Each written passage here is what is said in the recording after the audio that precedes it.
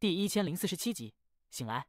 白小纯深吸口气，目中在这一瞬也露出强烈的战意。他想要绑了这鬼母的想法，此刻随着战意的升起，越发坚定。第一步已经完成，眼下就是最关键的第二步了。白小纯右手抬起，狠狠一握，肉身之力轰然爆发，长生卷与不死卷的气息同样升起，融合在一起后，形成了超越寻常准天尊的无限接近真正天尊的气势。这气势的出现，立刻让苍穹失色，哪怕这万里范围被鬼雾笼罩，也依旧无法掩盖住白小纯身上的好似利剑出鞘般的狂暴之意。他向前一步走去，整个人化作一道长虹，直奔鬼母。鬼门开！鬼母玉手掐诀，向着白小纯一指，顿时万里范围内的鬼雾骤然凝聚，形成了一个巨大的漩涡。从这漩涡内直接就飞出了无数的厉鬼，这些厉鬼狰狞中直奔白小纯，前仆后继，数之不尽。鬼道殿没有结束，在这些厉鬼出现的一瞬，鬼母再次掐诀，立刻那些厉鬼就一个个嘶吼中，竟彼此在降临时不断的吞噬融合，眨眼的功夫就化作了一个足有1000丈之高的巨大鬼王。这鬼王的全身上下都是一颗颗鬼眼，看起来诡异无比。此刻出现后，竟散发出准天尊的修为波动，咆哮的冲向白小纯。鬼影境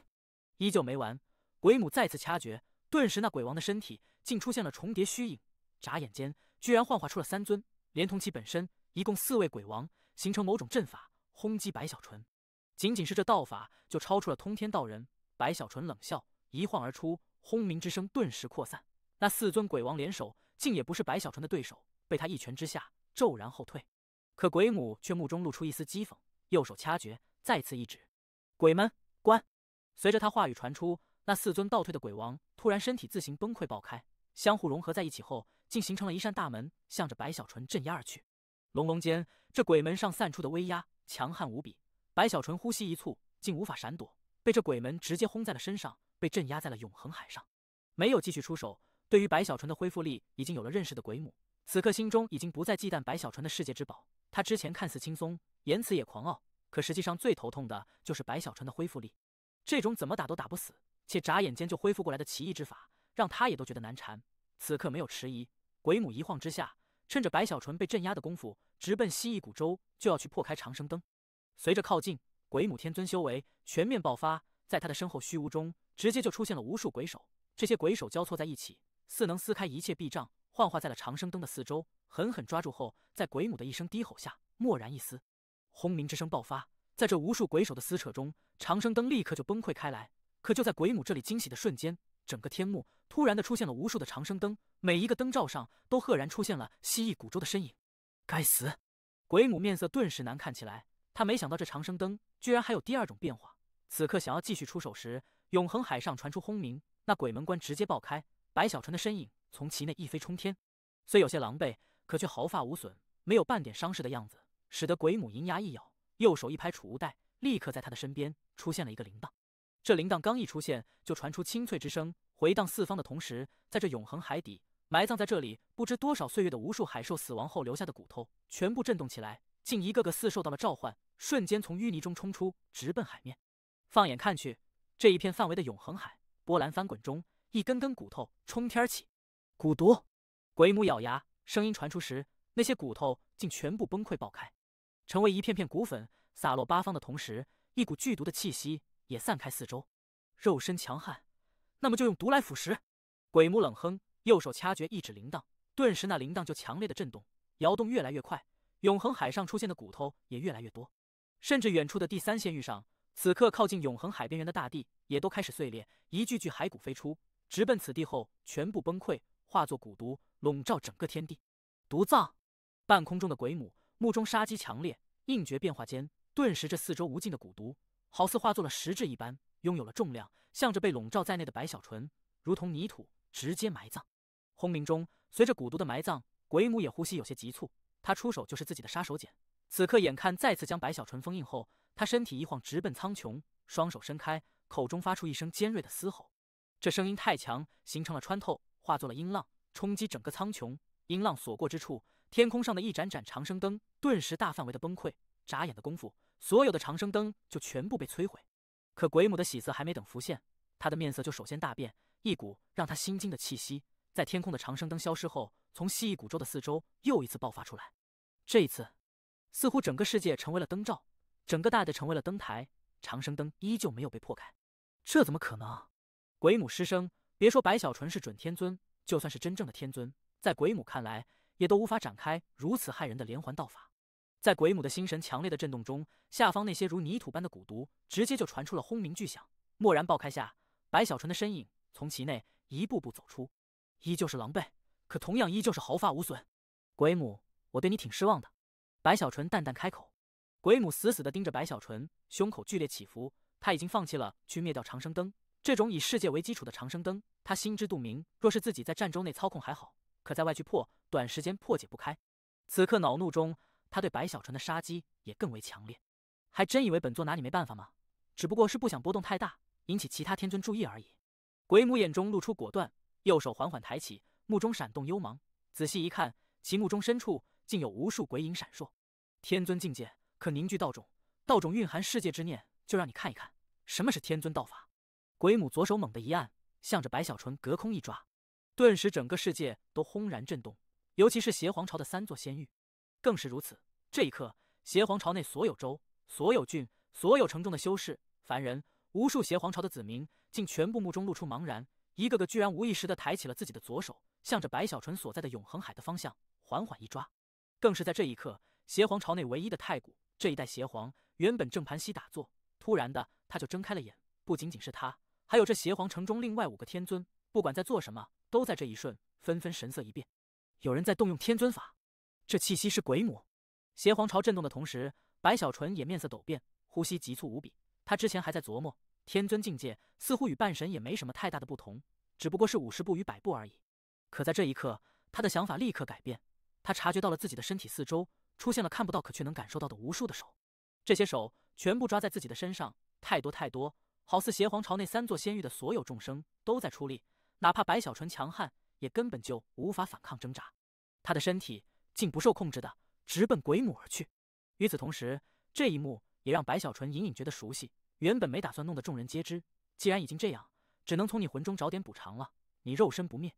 恢复逆天，那么就看看你的魂是否也能不灭中恢复。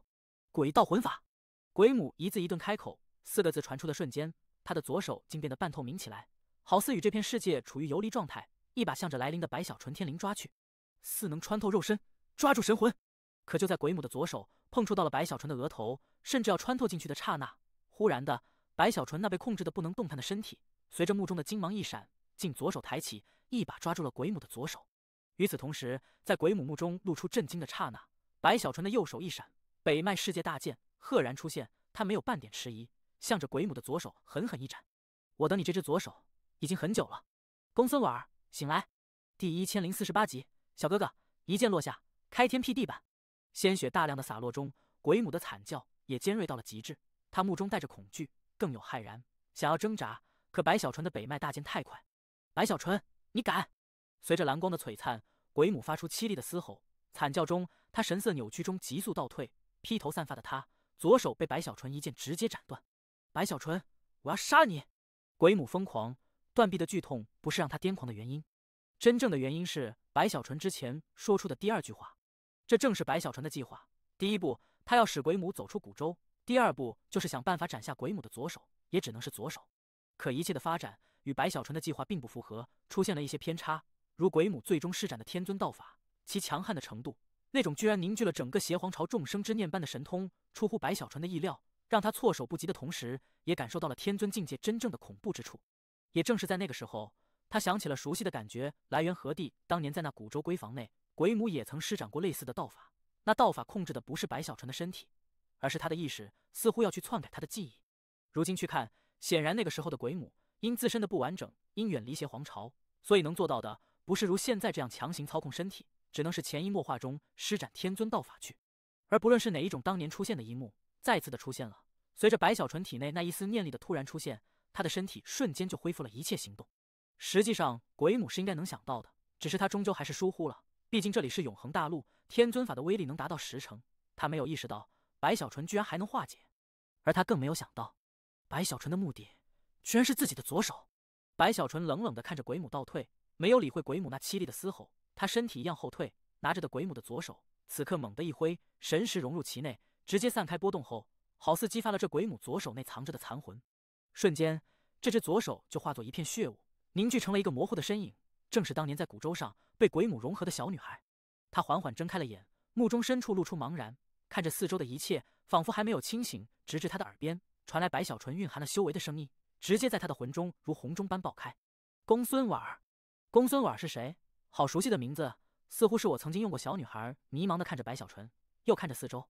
当年的你失败了，被你的本尊吞噬融合。现在我重新将你唤醒，更可给你一个从此之后作为主导之魂的机会。我只要你去夺取战舟，在前往圣皇朝的过程中听我号令就可。小女孩的脑海里那如洪钟的声音再一次回荡，让她身体颤抖，似乎在记忆里有无数的碎片要冲出来，要去组合在一起，可却还是无法做到。白小纯皱起眉头，看着此刻神色扭曲、带着痛苦却目中却茫然挣扎的小女孩，右手抬起，一把就按在了小女孩的头顶，神识再次爆发，化作一道天雷，在小女孩的残魂记忆中直接爆开。轰轰轰！天雷的回荡似乎炸开了小女孩脑海的所有碎片，使得这些记忆碎片飞舞中重新的凝聚在了一起后，她的身体越发颤抖，她的呼吸越来越急促，她目中的茫然症肉眼可见的消失，取而代之的则是一股让人毛骨悚然的幽茫以及冰寒的气息。小哥哥，小女孩忽然笑了，抬起头看着白小纯，笑容灿烂。公孙婉归来。这一切看似缓慢，可实际上都是几个呼吸间发生。公孙婉的笑容此刻落在白小纯眼中，白小纯哪怕已经超过准天尊，也都觉得有些头皮发麻。实在是这公孙婉在通天世界的那些年，给白小纯的印象太深刻了。还有你鬼母。公孙婉明明正对着白小纯站在那里，可头颅却猛地倒转，诡异的转在了脑后，看向那失去了左臂，此刻气息急剧波动，面色变得极为难看的鬼母。公孙婉再次笑了，笑声越来越大，一样的尖锐，一样的诡异。虽他身上的气息还是微弱，可这一刻他似乎用笑声去告诉所有人，他真的回来了。他的目中没有了半点茫然，目光一闪之下，更是立刻就分析出了所有的事情，清楚了白小纯的计划。他当年被鬼母融合，本就带着强烈的不甘，此刻没有丝毫迟疑，他就已经决定与白小纯合作。他更是明白，就算是被绑走了，圣皇也绝不会击杀天尊。这个世界天尊只有这么几位，一旦圣皇动手，邪皇绝不会罢休。而两大皇朝之间虽有摩擦，所有领土的你争我夺，可还远远没到你死我活的程度。况且最重要的，身为天尊，都有一丝道种留在皇朝中，而太古境界的绝世强者，有能力去依靠那一丝道种复活麾下天尊。虽需付出不小的代价，且有很多限制，可从某种程度来说，太古不死，天尊不灭。所以这一次必然是邪皇在付出一些代价后，从圣皇那边将自己换走。而那个时候回到了邪皇朝的自己，因自身也是鬼母，就算是邪皇，也都不能去干预他与本尊之间的事情。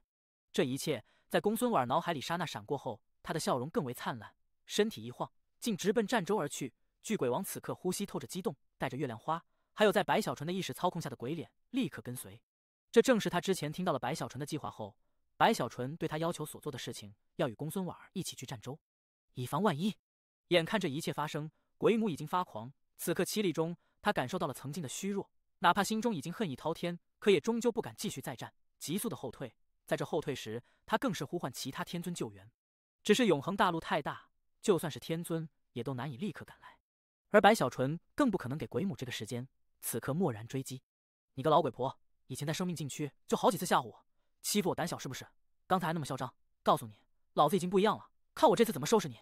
白小纯一想起之前被追杀的一幕，还有当年的那些事情，就觉得心里有口恶气。眼下鬼母被层层削弱，白小纯哼了一声，在这永恒海上惊天而起，不断的追杀中，鬼母鲜血喷出，狼狈到了极致。任凭他如何施展道法神通，也都于事无补。在白小纯的追击下，一如之前他追杀白小纯般，难以逃走丝毫。他唯一能做的，就是用自己那极致的魂法速度，想要拖延时间。可这一切在那艘白骨蜥蜴战舟从远处轰然而来时，在看到了战舟上站在那里冲着自己微笑的公孙婉时，鬼母绝望的惨笑起来。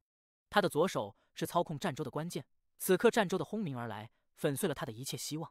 没有费多少力气，在战舟的火海与黑色的光柱下，在那三大鬼脸的狰狞中，甚至最后都没用白小纯出手，鬼母就已经被生擒活捉。当公孙婉振奋中化作黑气，钻入鬼母的七窍中，在白小纯的帮助下开始融合时，这艘白骨蜥蜴战舟已经爆发出了极致的速度，在这永恒海上，向着圣皇朝的方向，承载着一份足以让圣皇动容，让整个圣皇朝震动，让整个邪皇朝轰鸣震荡的大礼呼啸而去。这就是我们的投名状。区区天尊，我白小纯甩袖间，敢不灰飞烟灭？白小纯之前的消沉低落，此刻不说一扫而空，但想起这件事引起的轰动一幕后，也不由得意气风发，站在战争上袖子一甩，傲然开口：“一个天尊，9个半神，这份大礼，怕是圣皇朝从建立以来也都从来没有收到过，前所未有。”第1049集重塑道心。此事太大，根本就不用白小纯去宣扬。随着之前鬼母施展天尊道法，引起的整个邪皇朝内所有天尊以及邪皇的注意，很快的，在白骨蜥蜴离开不久，他之前与鬼母交战的永恒海区域就立刻被一道道神识瞬间凝聚。一共5道神识，正是这邪皇朝内如今的5大天尊。他们并非同时神识到来，而是陆续降临。可每一道降临的神识都在感受到了此地的气息后，心神强烈震动，好似天雷阵阵。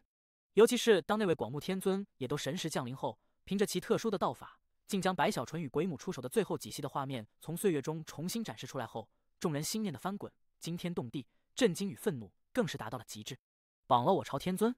要将鬼母天尊送给圣皇作为投名状，大胆狂徒，此人竟敢如此羞辱我朝！来自5位天尊的愤怒立刻让苍穹扭曲，风云倒卷，永恒海也都承受不住5大天尊的神识波动，顿时翻滚滔天。追！邪皇朝这5位天尊的神识立刻有了决断，他们虽本尊没来，可5人的神识之强，哪怕白小纯准天尊的修为一旦被追上，也都绝非对手。轰鸣之声不断的扩散中，永恒海的咆哮也都似被压抑，只能化作更大的波浪，在这8方不断的扩散开来，好似形成了海啸般连天接地。天尊被绑，此事太大，5位天尊知晓的同时，这第3仙域的一些半神也都用各自的方式知道了此事，一个个都睁大了眼，希冀中骇然无比。很快的，这件事就如风暴般，在整个第3仙域乃至邪皇朝内，都疯狂的传开，甚至圣皇朝也都听到了风声。而比他们还要提前知晓此事的，则是邪皇朝的邪皇。他在白小纯绑走鬼母的瞬间，从闭目中猛地睁开眼，目中深处炸出金芒，更有一股怒意弥漫。他冷哼中正要起身，可在起身的一瞬，却是脚步一顿，抬头看向圣皇朝的圣皇城的方向。外人感受不到，可他在这一瞬清晰地察觉到了，在那遥远的圣皇城内，有一股丝毫不弱于自己的气息，正滔天而起，遥遥相对。似只要自己走出这邪皇城，踏入永恒海，那么圣皇城的那位圣皇必定会出手阻拦。而此事这么进行下去的后果，将是2大皇朝的状态从原本的摩擦以及小范围的冲突，变成大范围的战争。此事无论是邪皇还是圣皇都不愿选择，实在是圣皇朝虽处于弱势，可邪皇朝就算最终胜利，付出的代价之大，就算是邪皇自己也都无法下定决心。相互牵制之下，邪皇目光一闪，又缓缓地坐了下来，只是目中的冰寒这一刻更为浓郁。在邪皇这里放弃追击的同时，远在另一处仙域的圣皇朝圣皇城的皇宫内，此刻有笑声传遍天地。在圣皇城众人诧异时，有温和的声音在这笑声之后从皇宫内传下法命：古天君道友，还请去边界走一趟，待本皇迎接这位献上大礼的通天世界道友。随着声音的回荡，一股惊天剑气从圣皇朝内冲天而起，在那剑气中，虚无内走出一个穿着白袍、一头白发、神色冷峻、身后背着一把大剑的中年男子。这男子俊朗非凡，此刻在天空中向着圣皇城皇宫微微一拜后，转身一晃，直奔远方。在他的身后，更有不少半神强者也都跟随而去。此事让不少人诧异。随着打探，很快的，圣皇城乃至圣皇朝中就有越来越多的人知道了这件让他们在听到后目瞪口呆的事情。有通天世界修士绑了邪皇朝的鬼母天尊，要来我们圣皇朝作为投名状。天哪，这通天世界的人胆子怎么这么大？绑了天尊！在这2大皇朝陆续的轰动中，时间流逝，很快过去了数日。因白骨蜥蜴的速度越来越快，在这永恒海上呼啸无尽，其速度甚至超越了鬼母的本身，使得后方邪皇朝的5位天尊的神识竟也一时半刻难以追上。尤其越是远离邪皇朝，越是靠近圣皇朝，他们愈发焦急。甚至在5人的分析下，这样的速度去追击，怕是就算追上了，也已经距离圣皇朝不远。这种事情会让他们很是被动。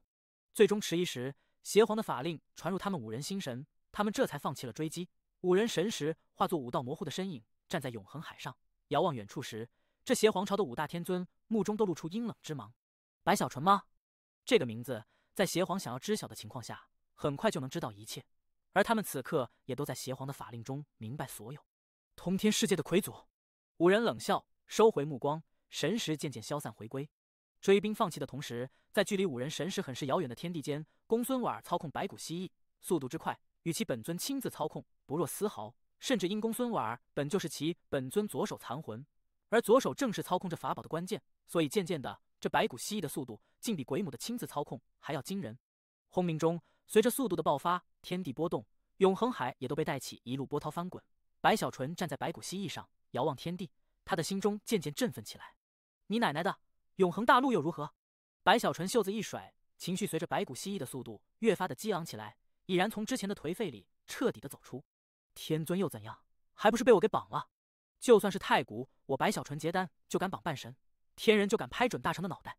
如今半神更是绑了真正的天尊。似乎白骨蜥蜴的极致之速，在这远离邪皇朝后，如同带着白小纯远离了他心中的消沉。尤其是当白小纯低头看向自己的右手上火苗疤痕时，他的目中再次露出了希望之芒。浩儿没死，我早晚要想办法将其苏醒。那么现在摆在我面前的，就是让自己在这永恒大陆彻底站稳，越来越强。我的道没有变，依旧是长生；我的理想也没有变，依旧是让我以及所有我的亲人朋友一起长生。除此之外，还多了一个让这片世界从此之后有我通天世界的一席之地。白小纯本不是英雄，他只是个小人物，而如今一步步下，他的心中已经明白了责任与担当。哪怕世界崩溃是注定的，就算没有白小纯的复仇，也终究会爆开，甚至更凄惨。可在苏醒后，看着那一具具被找到的尸体，白小纯依旧苦涩。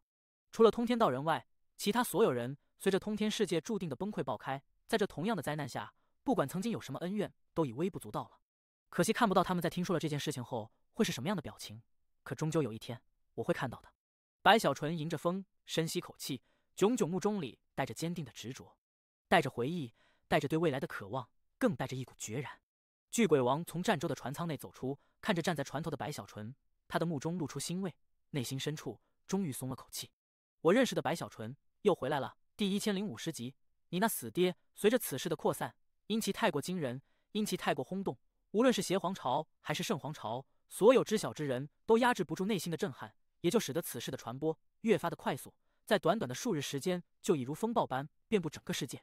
也正是因此，此事也传入到了那些分散在这片大地上的通天世界之人的耳中，使得每一个听到之人都睁大了眼睛，呼吸急促的同时，内心震撼的一刻，他们的目中也都在长久的苦涩里出现了一丝希望的火焰。白小纯，圣皇朝内一处庞大的州城中，有一个老者穿着一身寻常的衣袍，坐在一处酒楼里，听着四周众人议论纷纷关于邪皇朝天尊被绑的事情。这老者看似如常，可心中的激动已经滔天而起，他的呼吸都微微急促，目中的精芒只能以低头去掩盖。拿起面前酒壶，喝下一大口后，笑声在心中无限的回荡。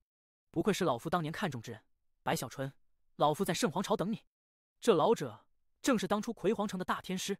无论是半神修为，还是其拥有的心机手段，都使得他在这相对来说安全了一些的圣皇朝内，足以隐瞒身份，观察这个皇朝乃至这个世界。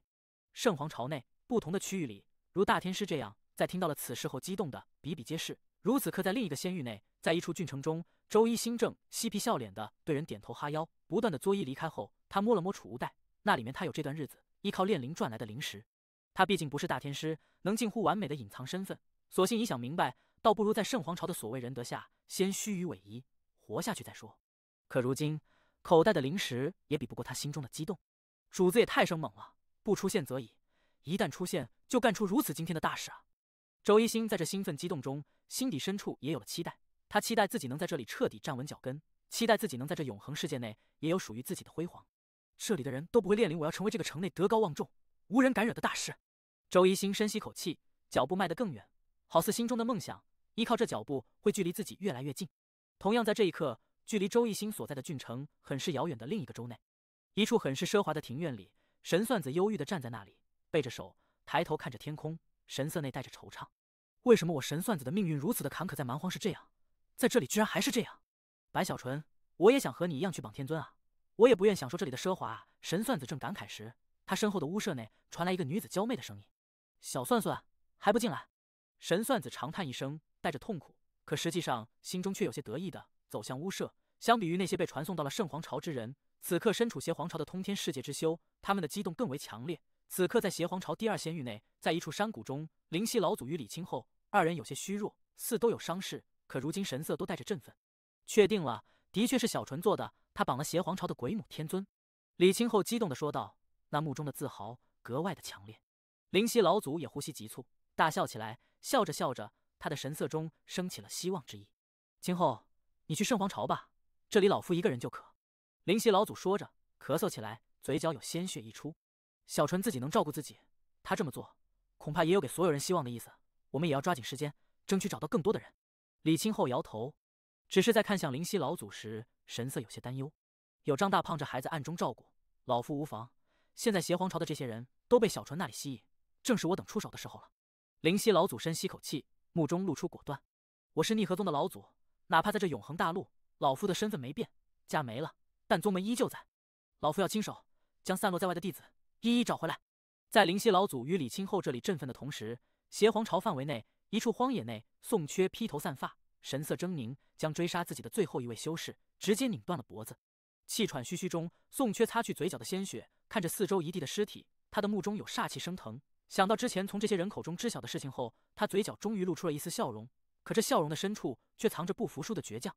这白小纯无论到那里，都可以声名赫赫，血溪宗、逆河宗、星空道极宗，还有蛮荒。不过在这永恒大陆上，尤其是邪皇朝内，我宋缺一定可以后来居上，走出属于自己的一片天地。宋缺深吸口气，他喜欢这邪皇朝的气息，喜欢这里的杀戮争夺，喜欢这里的不择手段以及你死我活。除了通天世界之人，其他都可杀。宋缺深吸口气，正要离开前，他抬头看了眼远处，所在这片第二仙域的另一个方向。他也是偶然间得知蛮荒巨鬼王的女儿白小纯的道侣之一红尘女，在那片区域中与自己一样，都是选择了杀戮与争夺。因其修为天人，虽引起的重视更大，可同样的杀戮之下，获得的资源也就更多。早晚我也会天人。宋缺转身一晃，穿着黑袍的他消失在了黑夜里。他之前目光所看的遥远的方向，隔着半个仙域的地方，一处山野中永恒之母的庙宇内，红尘女坐在那里，喝着手中杯子里如同鲜血一般的药液，冷冷地看着其面前瑟瑟发抖跪拜在那里的数个邪皇朝修士。周成邪修到来之时，本座有办法离去，可在走前，你们的小命必定丢失，所以如何选择，不用本座继续提醒。现在生机之药还不够，给我去搜去找，找不到的话，就拿你们的弟子生机来取代。红尘女声音冰寒，如同隆冬之风，让其面前那几个修士颤抖中赶紧答应下来。匆匆离去时，已经都红了眼。摆在他们面前的路只有一条，那就是满足这女魔头所提出的一切要求。邪皇朝太大了，大到如他们这样的邪修宗门，就算是被灭亡了，也都不会引起太大的波澜。相比我们，他才是魔头。这几个修士欲哭无泪，尤其是想起对方之前的手段，就恐惧无比。冷眼看着众人离去，红尘女深吸口气，低头望着自己的小腹时，她目中的所有冰寒都消失，取而代之的则是温暖与希望。你那死爹竟然不知死哪里去了，可你既然出现了，那么娘亲一定将你保护好。永恒海上，白骨蜥蜴战舟中，白小纯打了个喷嚏，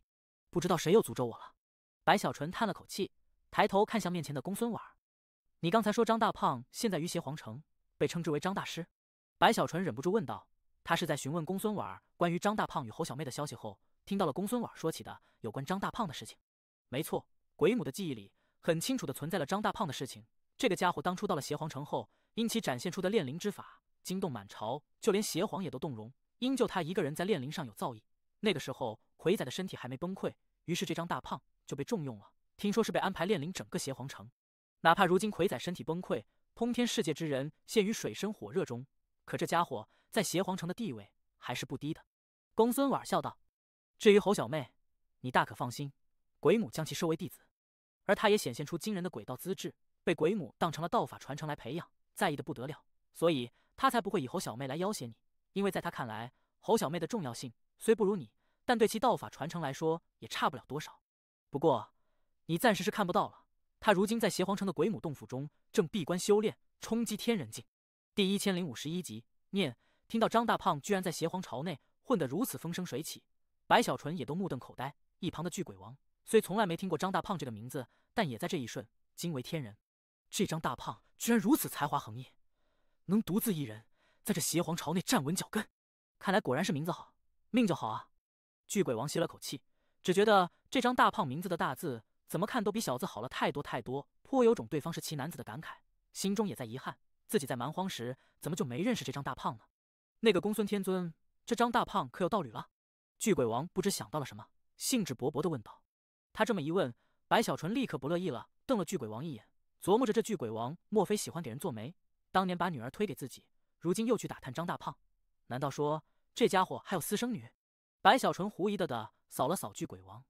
这目光看得巨鬼王有些心虚，干笑几声，的确是如白小纯猜测，他虽没有私生女，可却对于依靠裙带关系拴住一个未来强者这种事尝到了甜头，心底方才也在琢磨，要不要认个干女儿之类的，然后推给张大胖成为道侣，这样自己就又多了一个女婿，从此之后女婿去征服江山，女儿则征服女婿，而自己身为岳父，自然也就是天下无敌。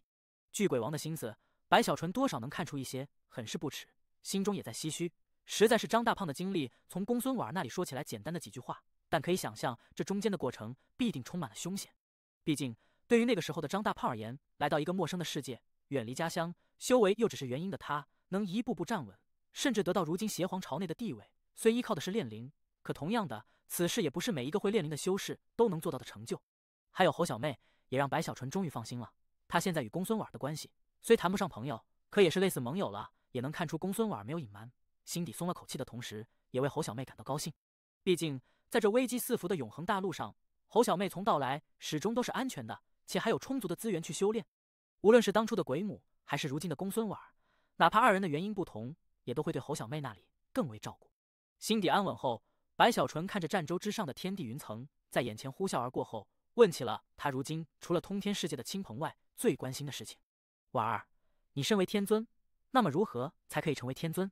白小纯看向公孙婉，他如今的修为看似准天尊，可实际上还是不恰当。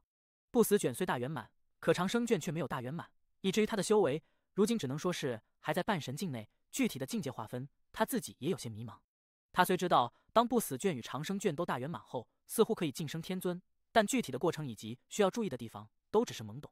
而公孙婉身为天尊初期，在这一点上对于白小纯的指点意义极大。一旁的巨鬼王也竖起耳朵，他在半神中已多年，对于此事知晓的不比白小纯多，此刻也凝神去听。公孙婉笑了笑，挽了一下被风吹起的青丝，本就绝美的她，此刻这娇柔的动作使得她的身上更有风情，就连流盼的美目也都随着青丝的飘舞，让人有种心里痒痒的感觉。巨鬼王有些口干舌燥，他有些好色，此刻眼睛都亮了。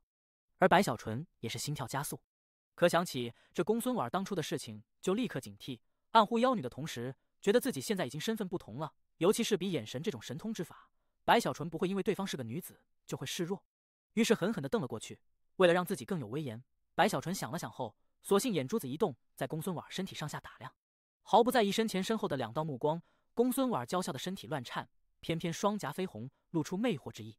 小哥哥，你不要这么看人家，你要是真想看，我们去船舱里，人家让你看行不行？这声音一出，巨鬼王身体一个哆嗦，喉结滚动直咽口水。白小纯那里也是眼睛睁大，下意识地向后挪了挪。好在我有定力，宋君婉也好，红尘女也罢，虽妖孽的程度不如这公孙婉，但我也有抵抗力，更有大宝剑。白小纯鄙视地扫了眼巨鬼王，干咳一声，右手在储物袋上拍了拍，北脉世界大剑随着蓝光一闪，出现在了白小纯的手中。拿着大剑，白小纯比划了一下后，又看向公孙婉：“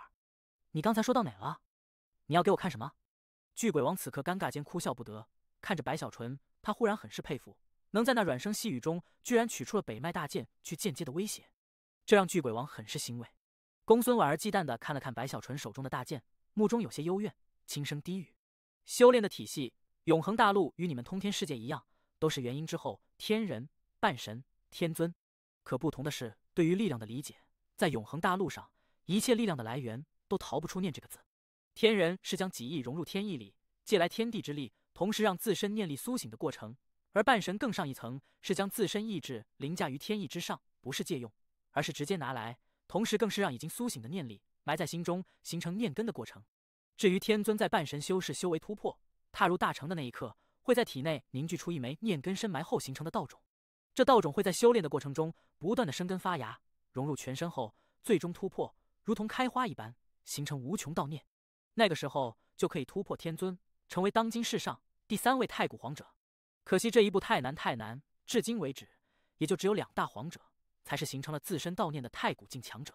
公孙婉轻声开口，声音悠悠回荡。白小纯听到耳中，心神一震，一旁的巨鬼王也是呼吸急促起来。念力、念根、道种、道念。白小纯喃喃低语：众生万物都有念力，它是一切的基础，千变万化，包含天地，包含世界，更包含万物众生。一草一木也都如此。整个世界好似一座大山，从上至下可以碾压完全掌控，而从下至上众生在一步步修炼中不断攀爬，让自身的念力化根，深埋灵海，最终凝聚道种，诞生道念。天尊施展出的神通道法，之所以不局限于自身，不局限于天地，这世界的一切都可拿来作为自己术法的原因，也正是因为道种的存在。道种一出，便是真正的神灵大尊，超越天地，故而称之为天尊。公孙婉的声音好似雷霆，在白小纯脑海轰鸣，使得他对于天尊终于有了清晰的认识。对于这最基础的众生都具备的念力，古往今来有不同的解读之法。大多数人认为念力又可称为信念，如之前我的本尊鬼母所施展的道法，就是凝聚了邪皇朝众生的信念之力，这也是皇朝存在的根本。同样的道理，我虽没有全面了解太古，可对太古境的存在来说，它的领土越大，它的子民越多，它的力量就越强。另外，道种更是天尊境修士比神魂还要珍贵的存在，可以说是自身一切的基础。也正是因为有了道种，所以他们才可以在死亡后被太古强者复活。公孙婉深吸口气，可他的话语让白小纯以及巨鬼王听到后，立刻神色剧烈变化。复活？巨鬼王立刻问道。第1052集，来者不善，复活。公孙婉认真的说道。这就是太古之所以被称之为皇者的原因，同时也是圣皇朝当年明明被碾压到了一定程度，可随着圣皇的突破，使得邪皇也不得不忌惮退让的原因。太古强者到底有多强悍，无人知晓。两太皇者彼此也没有在人前战过，唯独被世人所知道的就是这复活天尊的能力。公孙婉看着白小纯与巨鬼王，他很清楚自己的这些话对于从没接触过这一消息的二人来说，将会形成什么样的震撼。事实也的确如此，白小纯呼吸急促，巨鬼王同样心神大浪滔天，两大皇朝的底蕴与强悍，随着公孙婉的话语，已经在他们面前掀开了冰山的一角。只要是半神修士，在突破天尊的一刻，在凝聚出道种的一瞬，将自身的道种分出一缕，送入皇朝中的道殿内，那么当他死亡后，太古皇者就可以凭着此人的道种，将其重新复活。公孙婉停顿了一下，等白小纯与巨鬼王消化了自己所说的事情后，再次开口。所以，天尊的战力就是如今永恒世界内，在皇者不出的情况下，最巅峰之修。不过复活也并非完美，不但对太古而言需要付出代价，同样的，天尊每一次被复活，自身都会被永久的削弱一成。这种代价也就使得哪怕是可以被复活的天尊修士，不到万不得已，也都不愿意陨落。说到这里，公孙婉再次停顿，想了想后，知道有些事情白小纯与巨鬼王虽现在不知晓，可因本就不是什么秘密，等他们到了圣皇朝后，自然会知道。既然这样，也就没有隐瞒的必要，于是继续开口。所以这一次我的本尊被你们抓住，哪怕死了就可以复活，但邪皇为了照顾大局，为了其他天尊的感想，更是为了施恩，他也一定要来将我换走。白小纯目中露出一抹金芒，此刻对于如何成为天尊已经很是清楚，更是知道了两太皇者的惊人之处。可他如今心中最大的疑惑，却是随着公孙婉所说的复活而升起，久久不散。通天道人到底死没死？白小纯目中深藏着一丝冰寒，他隐隐记得通天世界崩溃前，通天道人的身体碎灭中飞出的那如种子般的存在。他只是准天尊，不可能凝聚出道种。白小纯沉吟中，又想起北麦世界大剑，自从自己到了永恒仙域后，虽对自己的使用限制消失了，可还是没有认主之事。许久，白小纯将此事埋在心底，抬头看向公孙婉。至于他所说的会被邪皇换走，此事白小纯不在意，他要的就是投名状。甚至从公孙婉答应的那一刻起，白小纯就已经意识到公孙婉必定是知道一些自己所不知道的事情，所以才有信心与把握，甘愿在取到了本尊后被白小纯绑走。太古之后又是什么境界？白小纯问道。太古之后，公孙婉笑了笑，目中露出渴望之意，许久之后轻声回答：太古之后就是主宰。这个世界上至今为止出现了3位主宰，他们不是陆续出现，而是在同一个时代的3位伟大的人族。他们是谁？你应该是知道的，流传在永恒世界的传说神话，也自然是真的。公孙婉深吸口气，抬头看向天空。巨鬼王沉默，一样抬头看去时，看到的那半张脸，还有2侧大手形成的无边山峰。这奇异的天空，每一次巨鬼王看到，都会如白小纯一样，心神震撼无比。至于如何能突破太古，成为主宰，此事就不是我能知晓的了，怕是两太皇者也都在摸索追求之中。公孙婉笑了笑，目光从天空收回时，遥望远方的永恒海。他的目光尽头，永恒海上已出现了稀薄的雾气，这雾气在前方浓郁无比，隐隐的似形成了一个巨大的环形。而在那环形的中心，也就是永恒之海的核心之地，那里有一片陆地，或者用岛屿来形容更为恰当。这里是整个永恒大陆的圣地，这里是永恒大陆所有人的发源地，这里曾经屹立着3尊惊天雕像。主宰的身体在死亡后形成的雕像。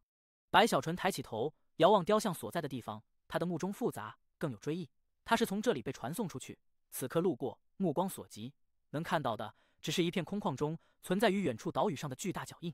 想来，魁仔的身体碎裂前，他是站在那里的，他的体内就是通天世界。白骨蜥蜴战舟上一片安静，没有人说话，任由这艘战舟在此地穿梭雾气而过，直至到了内部的岛屿上空，没有停顿，呼啸远去。可白小纯的目光却是始终没有离开那里，分不清是什么思绪。随着战舟的远去，随着雾气重新将身后的岛屿覆盖，随着前方的永恒海上浪花滔天中，白小纯长长的呼出一口气。主宰，仿佛之前的路上已经说完了所有的话语，在这后半程的道路上，战舟三人都沉默下来。巨鬼王想到了蛮荒，白小纯想到了逆河宗，而公孙婉此刻心中也有感慨。一方面是自己成为了主意时，另一方面则是随着靠近圣皇朝，他看似如常，可心中还是有些无奈。尤其是当战舟距离圣皇朝所在的仙域大陆已经不远时，白小纯站起了身。公孙婉要到了，得罪。公孙婉神情显得很淡然，点了点头。他明白，必要的封印还是要有的，这不是在害他，而是要表达出一种态度的同时，也让他在被邪皇唤回时更为顺利一些。小哥哥，你轻点婉怕痛。公孙婉突然娇柔低语，声音传入白小纯耳中，让白小纯心都一颤。巨鬼王更是呼吸急促，看了公孙婉一眼，白小纯嘀咕了几句，右手抬起，掐诀一指，顿时他的长生力散出，形成封印，融入公孙婉体内。全面静置后，公孙婉的气息一下子就弱了下来，坐在那里，面色也都苍白起来，娇喘吁吁。可越是这样，她这种楚楚可怜的样子，使得她的美丽竟更为夺目。白小纯不敢去看，站在船头遥望远处越来越近的圣皇朝仙域。很快的，仙域大陆已慢慢出现在了眼中。也正是在这个时候，白小纯忽然心头一震，眼睛也都立刻眯了起来。在那仙域大陆上，此刻突然有一道强悍的如同出鞘利剑般的气息骤然爆发。随着爆发，好似苍穹被搅动，风起云涌，轰鸣之声超越了永恒海的浪涛。一道剑气直接就从仙域大陆上冲天而起，这剑气足有万丈，轰鸣间似要粉碎一切，势如破竹般呼啸而来，一路虚无都碎裂，气势越来越强，以至于让这艘白骨战舟下的蜥蜴也都身体震动，目中露出强烈的幽芒。甚至这战舟四周的虚空在这一瞬也都如被封印，形成了一股强悍的压力，如要将其内一切都碾压成为肉泥一般。巨鬼王面色凝重，甚至嘴角都溢出鲜血。公孙婉神色变化，白小纯站在船头，也都在这威压下心神震动，直至那剑气轰鸣间出现在了战舟的前方，化作了一个穿着白色衣袍，有着一头白发，神色冷峻的中年身影。冷冷的目光扫过战舟，似有天雷在这一刻随着其目光炸开。他的出现让天空都颤抖，让永恒海浪涛也都安静，让那白骨蜥蜴更是哆嗦中静，不敢向前继续飞行，生生的停顿在了原地。古天君，公孙婉此刻不再是那娇滴滴的样子，而是目中露出幽芒的同时，更有强烈的忌惮，一字一字的开口，说出了这让他记忆深刻到了极致的名字。白衣白发的古天君扫了公孙婉一眼，看向白小纯时，声音平静，可却带着不容置疑，淡淡开口：“人既送到，你们可以离开了。”这句话传出的瞬间，巨鬼王立刻怒了。白小纯也目中寒芒一闪，哪怕对方威压强悍，可这话语内传出之意，超出了他能接受的底线。来者不善。第1053集，白道友，请。对于通天世界的人，古天君从来都没有放在眼里。如果是之前魁仔的身体没有爆开前，他还对这魁皇朝有一些期待的话，那么当魁仔的身体四分五裂后，随着不少人出现在圣皇朝内，随着有一些融入到了圣皇朝中，渐渐的，关于通天世界的事情，他已经知晓了很多。一个内乱连连，甚至真正大成都没有诞生出来的世界，一个晚了这么多年，注定只能成为附庸的世界，又有什么值得去重视的？古天君内心平静，对于强者，他虽仰望，可心中也有欲取而代之的心思。这一点，就算是圣皇，也不能说他什么。毕竟如真说血脉，他古天君也算是圣皇血脉之人。而对于弱者，他更是视同为蝼蚁。圣皇朝内的蝼蚁，在他看来已经不少了。这通天世界的人，连蝼蚁都算不上。即便是炼灵之法，随着传出后，让他升起了兴趣，可在他看来，这也都是外物而已，与炼丹、炼器没什么区别，依旧还是只能成为两大势力的附庸罢了，注定要被奴役的命运。哪怕如今眼前这位，不过是通天世界里无数连蝼蚁都不如的东西中偶然出现的一只蝼蚁罢了。如今机缘巧合，或者是用了什么手段，绑了一个天尊过来，可在他心中依旧不屑，冷漠如故，终究还是要依附我圣皇朝。古天君有些不耐，他之前话语说出到现在，已过去了几个呼吸的时间，可对方居然没有任何表示。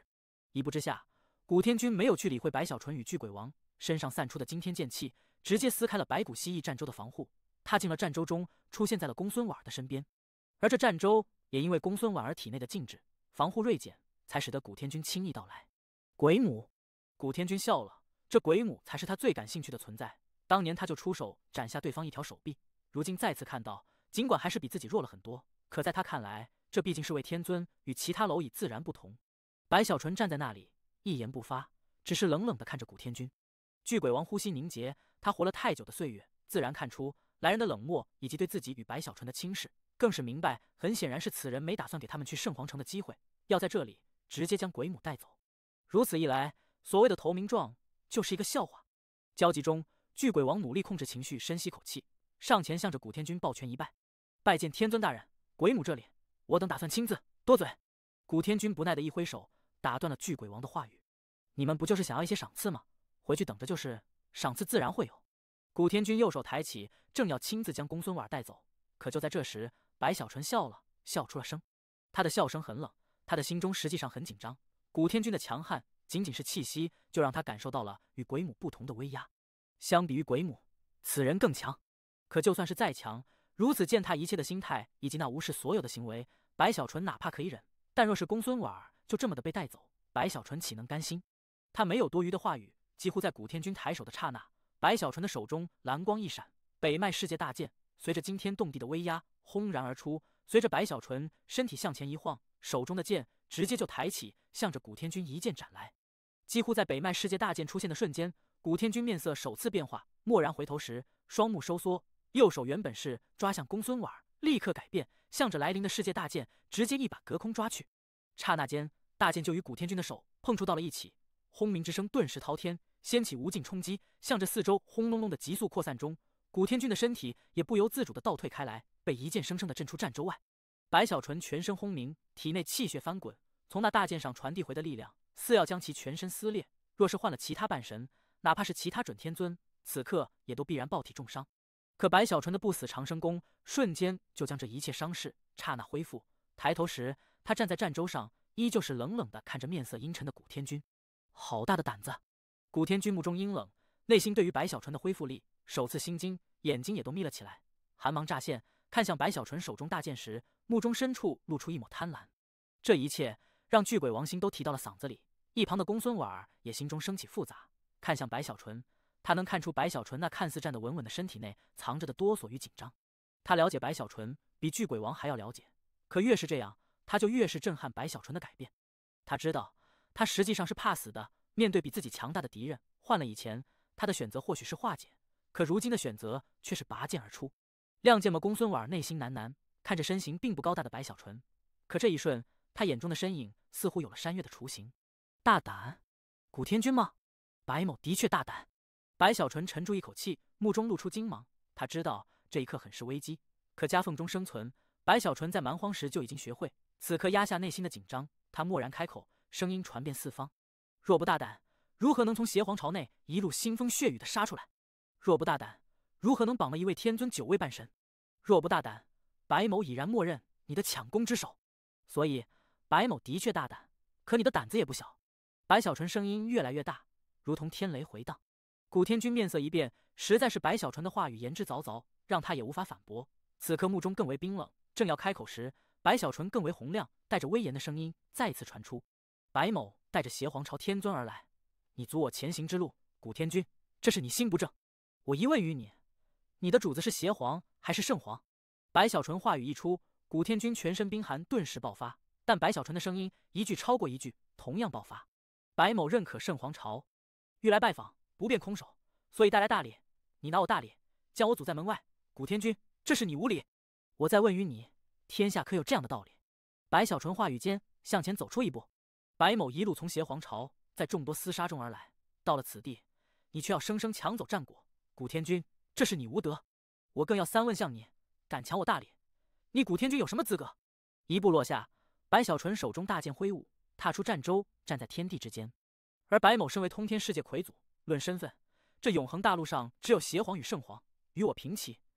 你敢在本尊面前跋扈，古天军，这是你无尊。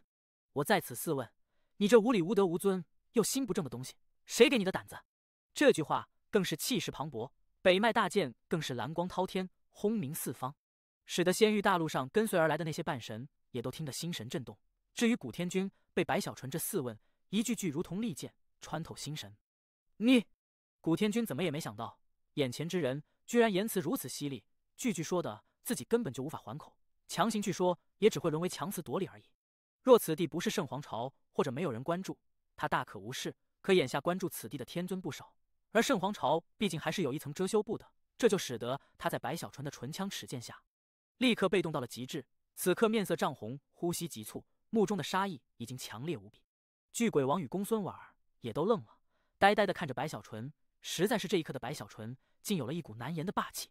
圣皇，这就是你的待客之道不成？看都不看古天君，白小纯站在天地间，大袖一甩，向着圣皇城的方向大剑一扫，声音超越天雷，轰鸣八方，掀起无数回音。可实际上，他此刻心底紧张的不得了，已经做好了打算，一旦不行，就立刻解开公孙婉的禁制，三人乘坐战舟瞬间离开。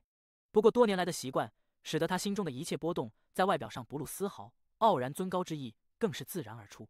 许久，在白小纯也都越发紧张，心头敲鼓，头皮发麻，准备退后之时，一个温和却不缺威严的声音在这天地间缓缓回荡：“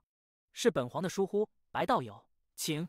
第1054集，圣皇城。这声音似从八方传来，分不清具体来自哪一个方向，又好似在岁月中回荡，直接就敲在了此地所有人的心神中，甚至还给人一种说不出的亲切感，仿佛这话语内的声音有某种奇异的力量，能让人瞬间心神都平静下来。巨鬼王身体一震，就连公孙婉也都呼吸平稳了不少，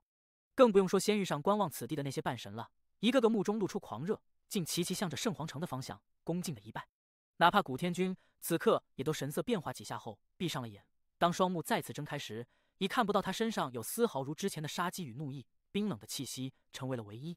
白道友，请。古天君淡淡开口。白小纯内心一震，感受到了圣皇声音奇异的同时，他体内曾经面对鬼母的天尊道法时出现的那一丝念力，也在这一刻无声无息的运转，游走间将这种被影响的感觉驱散开来。好厉害的圣皇！白小纯不让自己的情绪显露在表情上，此刻脸上带着笑容，向着圣皇城的方向微微抱拳后，转身走入战舟中，站在舟首，一言不发。古天君冷冷地看了白小纯一眼，同样不再开口，而是身体一晃，化作一道剑光，直奔前方。岸边的那些半神也都深吸口气，一个个在看向白小纯时，思绪也都与之前不大一样。此人与我们见过的通天世界之人不同，这是几乎所有此地半神心中最直接的感想。一个个在收回目光时，跟随古天君摆开正式的引路迎接。就这样，一场带着羞辱之意，更有危机的下马威被白小纯的犀利言辞化解。众人在前，战舟在后，离开了永恒海，出现在了圣皇朝的领地内，一路轰鸣浩荡，向着圣皇城乘风破浪般骤然而去。气氛沉闷，带着一丝凝重，一路没有人说话。一个时辰后，来自圣皇声音的影响才在巨鬼王身上消散。巨鬼王深深地吸了口气，目中深处带着骇然。远在圣皇城内如此距离，他传来一句话，竟能让老夫失神这么久。巨鬼王心中无比震惊，对于太古皇者的可怕，此刻算是感受极为深刻。那是因你首次接触太古皇者才会这样，也幸亏你是通天世界之人，如果是这圣皇朝的子民，在自身念力被影响下，怕是数日也都无法恢复正常，陷入到一种狂热的可以为其付出一切的癫狂中。公孙婉儿浅笑开口，他本就是天尊修为，虽被封印，可境界依旧在，自身道种的挣扎，以及本就是邪皇朝之修，这一切使得他的恢复虽不如白小纯，可也慢不了太多。有了这一次经历后，你再遇到同样的事情，只要不是太古皇者刻意而为，也就不会这么强烈了。公孙婉儿解释后，看向站在船首的白小纯，目中深处有奇异之芒。实在是白小纯这里，在他看来很是特殊。难道真的如他所说，这个永恒世界内，真正能与其在身份上平齐的，唯有两太皇者？还是说他所修炼的功法不允许他向着两太皇者低头？公孙婉若有所思时，巨鬼王那里也慢慢平稳下来，一样看着白小纯的背影。回想之前的一幕幕后，他忽然觉得，或许白小纯真的可以成为整个通天世界的希望。感受到了身后的两道目光，白小纯神色平静，可心中的得意随着之前压力的松懈，还是习惯性的升起。不过一想到两大皇朝的强大，还有两太皇者的太古境界，白小纯就再次感受到了压力。这样不行，每次一想都有压力的话，以后怎么能调整好心态啊？白小纯有些发愁，沉吟中，他眼睛一闪，有了主意。这两个皇朝的名字倒是挺有意思，邪皇朝，这不就是蟹黄吗？还有圣皇朝蛏子。白小纯这么一想，忽然觉得这两大皇朝给自己的压力一下子就少了很多。他没忍住，回头看了一眼公孙婉。婉儿，你们蟹皇朝喜欢吃螃蟹吗？啊！公孙婉一愣，有些没反应过来。当他明白过来时，狠狠地瞪了白小纯一眼，之前的异常感受瞬间崩溃。实在是蟹黄这个说法，他这辈子还是首次听人提起。被公孙婉这么一瞪，白小纯有些讪讪，赶紧回头，继续背着手，一副傲然的样子站在船首，看着下方的大地山河。一路所去，他看到了无数的山脉，无数的大河，还有那一座座城池，感受着圣皇朝的磅礴。因他之前从永恒海来临的地方，本就是圣皇朝京城所在仙域，所以过去了数日后，随着大地上平原越来越多，终于在这一天的黄昏时，白小纯看到了在远处赫然存在了一座惊天巨山。在这平原大地上，这座山如异军突起，撼动苍穹。此山太大，即便是距离很远，也都清晰可见其完整的轮廓。可以说，这是白小纯这辈子见过的最惊人的大山，足足占据了半个州的大小，这相当于半个通天世界一样。若是凡人从山脚下开始攀爬，一辈子也都爬不到山顶，甚至说其与苍穹连接，也都不是特别的夸张。而在那无尽之高的山顶上，在那云层中，此山没有风，有的只是一片巨大的天池。大山惊天，这天池缩小了不少，可依旧磅礴，有雾气从池水内升起，融入四周云层内，使得此地如同真正的仙境一般。尤其是在那天池中，还存在了大量的荷叶，这些荷叶每一个都好似岛屿一样，仔细一看，居然在每一处荷叶上竟都修建着一处处建筑，不是金碧辉煌，可却雕栏玉砌间充满了仙意。荷叶足有数千之多，散落在池水上，而被这些荷叶环绕在中心的，赫然是一朵巨大无比的莲花。这莲花独秀，盛开中散发出沁人心扉的香气，而在那莲花的花蕊上，赫然存在了一处洁白如玉般的皇宫。莲花为宫，荷叶为城，凝聚在一起，形成的正是圣皇朝的京城圣皇城。如此城池，超出白小纯的想象，他想象不出这样的大山，这样的天池中这样的皇城。不但是白小纯震撼，巨鬼王更是如此，站在那里遥望天池时，目瞪口呆，似乎与其比较，通天世界的一切都显得如同过时一般。唯独公孙婉儿神色如常，显然这圣皇城的一切他是知道的，而在其心中，邪皇朝的京城比之圣皇城也不遑多让。注意到白小纯的吃惊，前方带路的古天君神色如常，可其四周的那些半神一个个都神色傲然起来。圣皇城是他们的圣地，也是他们的骄傲。此刻随着战舟的靠近，白小纯的目光也注意到了，在这天池的池水里，似有一条条好似游龙般的龙鱼在池水中悠哉的游走，散出尊贵气息的同时，这些龙鱼时而跃出水面，金色的鱼鳞在那落日余晖下折射出璀璨的光芒，使得被云雾缭绕的圣皇朝更胜仙境。此刻的圣皇城内，居住在这里的修士都注意到了天空上呼啸而来的众人，以及那艘白骨蜥蜴的战舟。